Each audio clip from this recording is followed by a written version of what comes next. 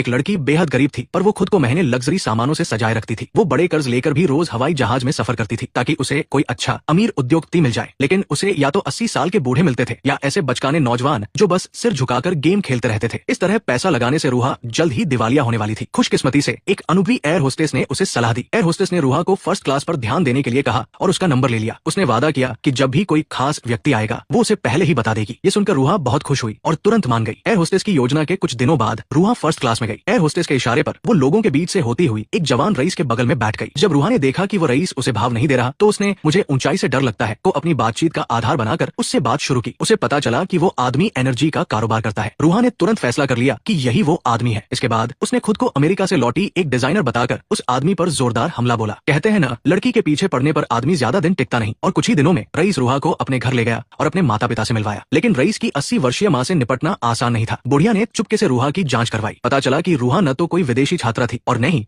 उसने high school पूरा किया था। उसकी पृष्ठभूमि बेहद गरीब थी। पिता टायर सुधारते थे और माँ बेरोजगार थी। बूढ़ी औरत ने रूहा से कहा कि वो कोई बहाना बनाकर उसके बेटे से रिश्ता तोड़ ले, नहीं तो वो उसकी सच्चाई दुनिया के सामने ला देगी। लेकिन रूहा जरा भी नहीं घबराई। रईस के प्यार का फायदा उठाकर वो निडर रही और जाते समय उसने जानबूझकर बूढ़ी औरत की मेज पर च्युइंग गम फेंक दिया। अगले ही दिन रूहा ने रईस को रात भर में कोर्ट मैरिज करने के लिए मना लिया और सभी दोस्तों और रिश्तेदारों को ये खुशखबरी बता दी। अमीर लोग सबसे ज्यादा अपनी इज्जत की परवाह करते हैं, इसलिए जब बूढ़ी औरत ने देखा कि बात इतनी बढ़ चुकी है तो उसने हार मान ली। शादी के बाद रईस ने रूहा के लिए बहुत बड़ी रकम खर्च करके एक आलीशान घर खरीदा। उसके पास एक पैसा नहीं था, पर वो एक अमीर औरत की जिंदगी जीने लगी। जहाँ भी जाती थी सबकी निगाहें उसी पर होती थी। लेकिन कौन सोच सकता था कि आंखों के सामने खड़ी ये हसीन मोहक सुंदरी कभी एक बदसूरत बत्तख थी जिससे उसकी अपनी माँ भी नफरत करती थी। उस समय रूहा को सुंदरता से कोई लगाव नहीं था। वो गरीब जरूर थी, पर उसे भविष्य की कोई चिंता नहीं थी, क्योंकि उसे विश्वास था कि शिक्षा भाग्य बदल सकती है। जब तक कि वो हाई स्कूल नहीं पहुंची। हाई स्कूल के बाद ही उसका ये विश्वास पूरी तरह टूट गया। उस समय उसने तुर्की ओलंपियाड गणित प्रतियोगिता जीती और उसे विदेश में ग्रीष्मकालीन ओलंपियाड कैंप में जाने के लिए छात्रवृत्ति मिली। जब उसकी सहेली को पता चला तो उसने रूहा को अपने घर बुलाया। सहेली का आलीशान घर देखकर रूहा को पता चला कि वो एक अमीर परिवार से है। अच्छी बात यह थी कि सहेली की माँ ने रूहा को नीचा नहीं दिखाया और गर्मजोशी से उसका स्वागत किया। लेकिन उनकी आंखों में एक हल्की सी उपेक्षा झलक गई जिसे रूहा पकड़ नहीं पाई। मासूम रूहा ने सोचा कि सहेली की माँ बहुत विनम्र है, इसलिए उसने उन्हें बताया कि वो बड़ी होकर ऐसा ही एक आलीशान घर खरीदना चाहती है। इस पर उस औरत को लगा कि रूहा बेवकूफी भरी बातें कर रही है। उसने रूहा से पूछा, तुम्हारा क्या प्लान है? रूहा ने जवाब दिया कि वो मेहनत करके पैसा बचाएगी और खरीदेगी। ये सुनकर सहेली की माँ हंसते हंसते रुक गई और फिर इस डींग हाँकने वाली होशियार छात्रा को समझाना शुरू किया। मेरे दादाजी पूर्व विदेश मंत्री थे। मेरी बेटी के सभी मामा राजनयिक या राजदूत हैं। मेरे पति का परिवार इस देश के पहले नाविकों में से है और अब उनके पास सैकड़ों मालवाहक जहाज है। फिर उन्होंने रूहा से पूछा कि क्या उसने कभी मालवाहक जहाज देखा है। भोली रूहा तब भी उनकी खिल्ली नहीं समझ पाई। जब उन्हें पता चला कि रूहा के पिता टायर सुधारते हैं और माँ बेरोजगार है तो सहेली की माँ ने उसे और भी ज्यादा ताना मारा। तुम मेहनत करके हमारा घर खरीदना चाहती हो। रूहा ने जल्दी से सफाई दी कि उसका मतलब ये नहीं था, लेकिन सहेली की माँ जिद पर अड़ी रही कि रूहा की नजर उनके घर पर है। तुम खूब पढ़ोगी और कॉलेज